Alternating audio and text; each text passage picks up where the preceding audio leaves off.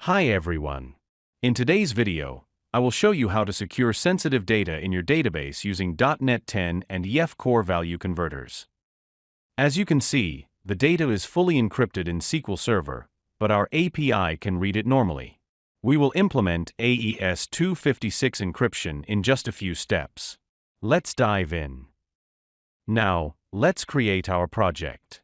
I will select ASP.NET Core Web API. For the project name, let's call it Secure Data Demo.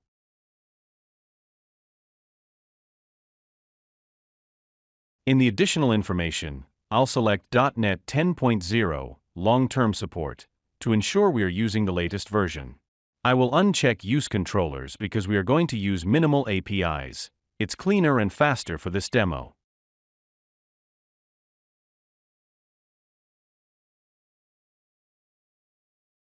Now, we need to install the necessary packages. Go to Manage NuGet Packages, search for Microsoft ID Framework Core SQL Server, and install the latest version compatible with .NET 10.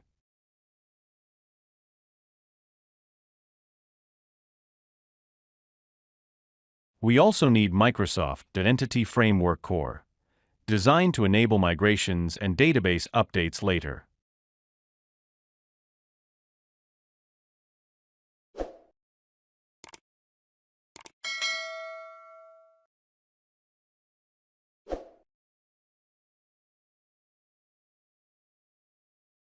First, let's create our model. I'll add a new class called Employee. We have basic properties like ID, full name, and job title.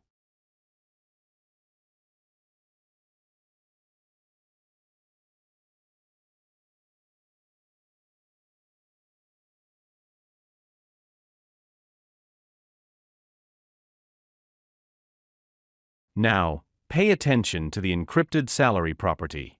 I defined it as a string because the encrypted data will be stored as a base 64 string in the database, not as a numeric value. This is a crucial step for our encryption logic.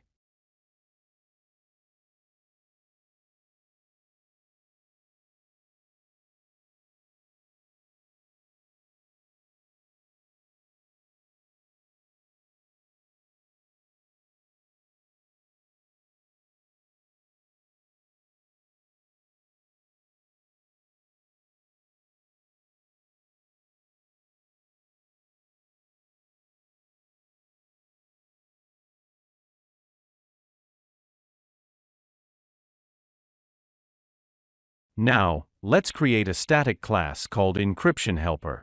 This is where the magic happens.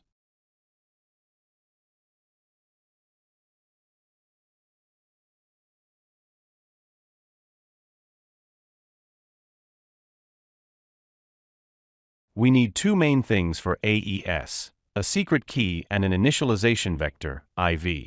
The key must be 32 characters for AES 256, and the IV must be 16 bytes. Never share these in a real production environment.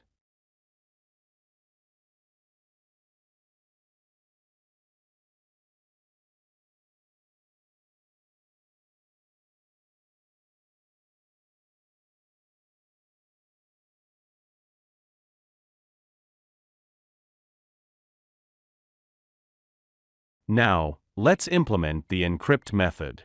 This function will take our sensitive plain text, like a salary or an email, and transform it into an unreadable encrypted string before it reaches the database. First, we check if the text is null or empty to avoid errors.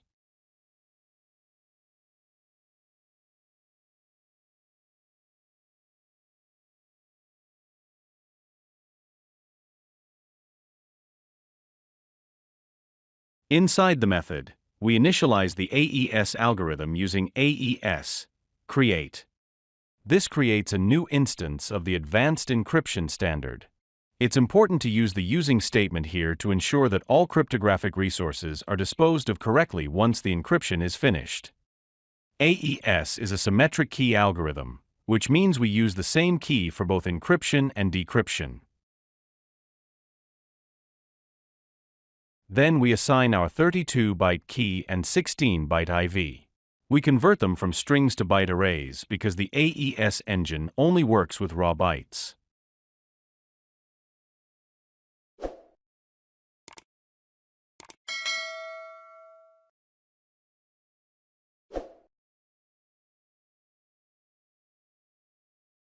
Now, we create the encryptor object. This is the specialized tool that uses our key and IV to transform the plain text into a secure sequence of bytes. Without this object, the algorithm cannot start the encryption process. By passing the key and IV directly to the createEncryptor method, we ensure that every encryption operation is unique and highly secure.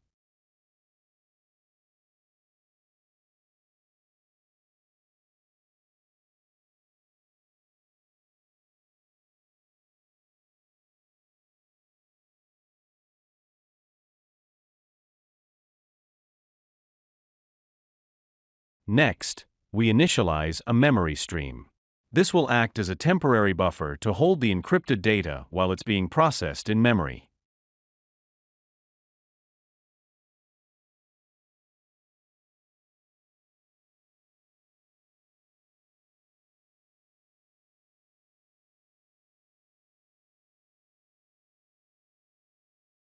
Now, we create the crypto stream. Think of this as a secure tunnel. It connects our memory stream with the encryptor. As we write data into this stream, it gets encrypted on the fly and stored in memory. The crypto stream is what makes .NET cryptography so powerful and efficient. It handles the complex math of AES for us automatically.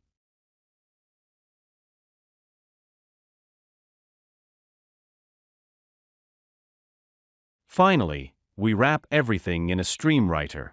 This allows us to write our string, the plaintext, directly into the secure tunnel. Once we call write, the encryption process is complete. To finish the encryption, we call msencrypt.toArray to get the final bytes from memory. Then, we convert those bytes into a base 64 string. This is the best format for database storage because it's a standard text string that won't cause any encoding issues. Now, let's implement the Decrypt method. This is the reverse process. It takes the ciphertext, the unreadable data from the database, and converts it back into its original readable format so we can display it in our application. First, we check if the ciphertext is null or empty. If there is no data to decrypt, we simply return it as is. This is a simple but important check to prevent our code from crashing later when we try to process the bytes. I added a try-catch block here for security. If the data has been tampered with or if the key is incorrect, the decryption will fail. In that case, we simply return null to protect the application from crashing.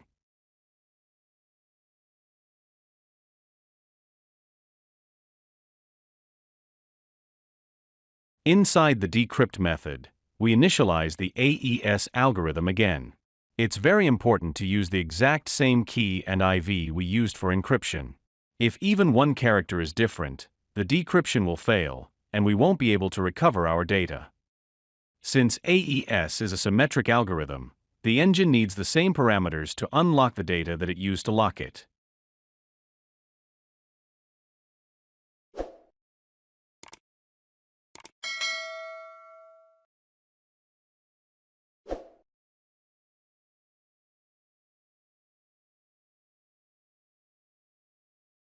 Instead of an encryptor, this time we create a decryptor. This object will handle the reverse math to turn those base 64 bytes back into plain text.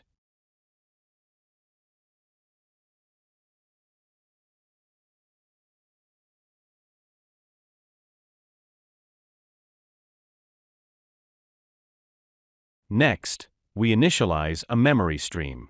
But this time, we pass the ciphertext into it. We must convert the base 64 string back into a byte array first. This way, the stream contains the raw encrypted data that we want to unlock.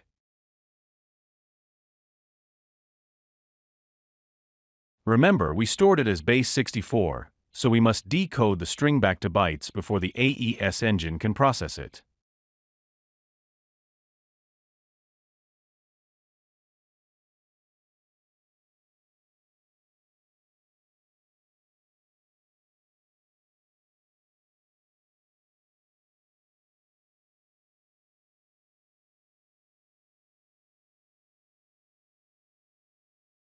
Now we create the crypto stream again, but notice the mode is set to read.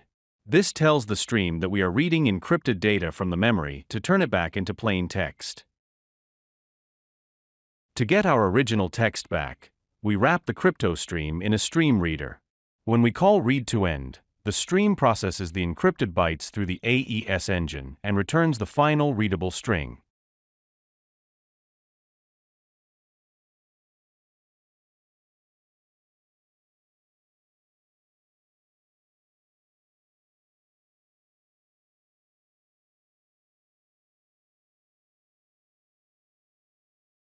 Now, let's create our database context. I'll define a class called MyDbContext that inherits from DBContext. This class is the bridge between our employee model and the SQL Server database. It will manage the data flow and, more importantly, handle the automatic encryption. Inside this class, we will configure the value converter. This is what allows EncryptCore to encrypt the salary before saving it and decrypt it automatically when we fetch the data.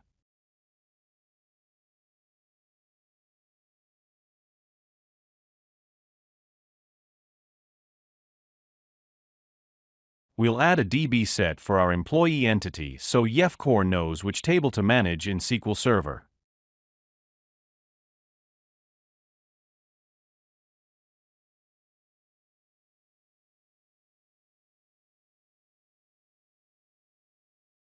Now, we define a value converter. This is a powerful feature in EncryptCore.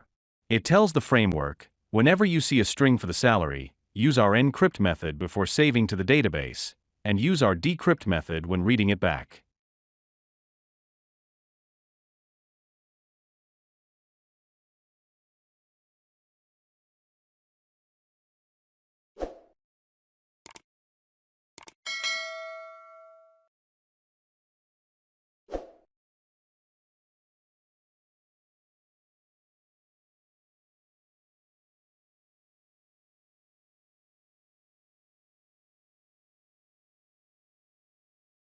Finally, we apply this converter to the encrypted salary property of our employee entity.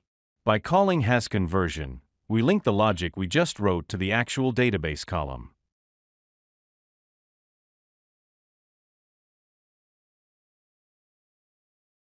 Now, let's go to the program.cs file. We need to register our DB context with the dependency injection container. This will allow our application to communicate with the database and use the value converter we just configured. I'm adding the DB context and providing the connection string. This is a crucial step to make sure the application knows where our SQL Server is located and how to handle the employee data securely.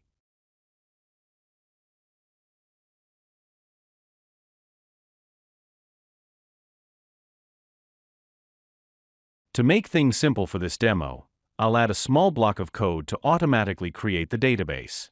We create a service scope, get our MyDbContext, and call ensureCreated. This ensures that our tables, including the employee table with our encrypted column, are generated in SQL Server as soon as the application starts.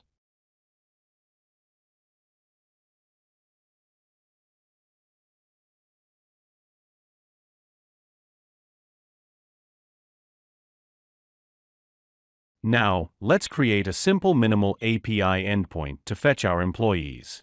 When we call DB, employees to list async, something amazing happens behind the scenes. EncryptCore will automatically use our value converter to decrypt the salary field.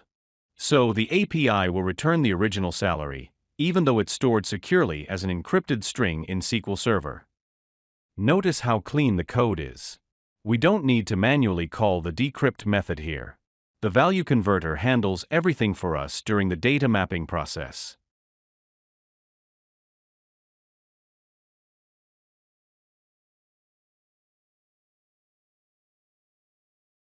Now, let's create the post endpoint to add a new employee.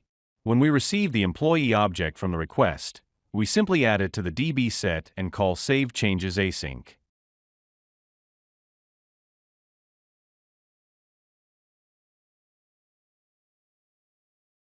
Here's the best part. The moment EncryptCore prepares the SQL insert statement, our value converter kicks in and encrypts the salary. You don't have to write any extra encryption code here in your API logic.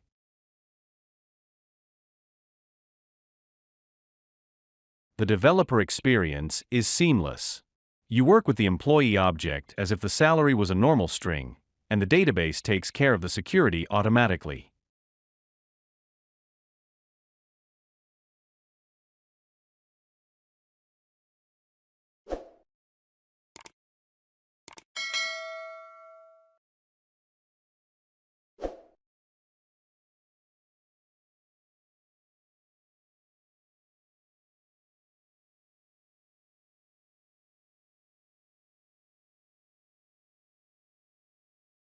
Now, let's configure our connection string in the appsettings.json file.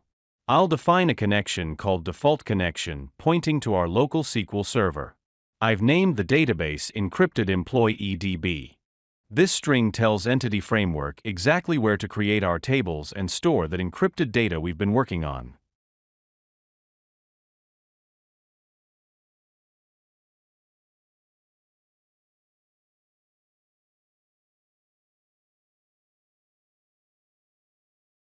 Now, let's hit F5 and run the application.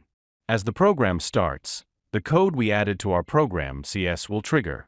It's going to check our connection string, and thanks to ensure created, it will automatically generate our database and tables in SQL Server. I've opened Postman and SQL Server Management Studio side by side. Let's send a post request to add a new employee. I'll set the salary to 5,000. Now, pay attention to what happens when I hit send. The API responds with success, and everything looks normal here in the response. As you can see, the API returns the salary, 5,000. To the user or the front-end developer, it seems like a regular string. But what actually happened behind the scenes? Now, let's look at the database. I'll refresh the employees table, and there it is. Look at the salary column. It's not 5,000. It's this fully encrypted base 64 string. Our value converter intercepted the save operation and secured the data before it ever reached the disk. This is how you build a professional, secure application in .NET. Now, let's test the GET request to fetch our employees. Remember, in SQL Server, the salary is fully encrypted. But watch what happens when I hit send in Postman. Boom. Look at the response. The salary comes back as 5,000, exactly as we entered it. Our value converter automatically intercepted the data coming from the database, ran the Decrypt method, and gave us the original plain text. Our API doesn't even know the data was encrypted, it just works. And that's a wrap. We've built a complete secure system using .NET 10 and AES encryption. Your sensitive data is now safe at rest. If you found this tutorial helpful, please like the video, subscribe to Sarrawy Dev, and hit the bell icon so you don't miss our next .NET deep dive. Thanks for watching, and happy coding!